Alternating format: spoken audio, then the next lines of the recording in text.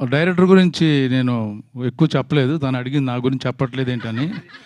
ఇప్పుడు మొత్తం నాకు వారణాసి, మానస శర్మ, వారణాసి ఏంటిది, మానస వారణాసి శర్మ కాదు, మానస వారణాసి. అచ్చా అచ్చా, ఇద్దరు రీల్స్ అన్నీ వచ్చేస్తున్నాయి, వాళ్ళ గురించి వస్తున్నాయి, ఆవిడ గురించి వస్తుంది, ఈవిడ గురించి కన్ఫ్యూజ్ అయిపోయాను. అంటే అందం గురించి వాటి గురించి. చాలా మంచి రైటరు, చాలా మంచి డైరెక్టరు. అన్నీ ఇలా చేస్తాను ఓకే ఓకే అని ఫైనల్గా తను ఏమనుకోవాలో ఏమనుకుందో అదే చేయిస్తుంది. చాలా మొండిది. ఫస్ట్ మట్టుకు ఒప్పుకుంటా బాగుందని చేద్దాం అని, లాస్ట్ టేక్కి వచ్చేసరికి యాజ్ ఇట్ ఈజ్గా తను ఏం రాసిందో ఇటు అటు మార్చడానికి అదే చెప్పాలి మనం.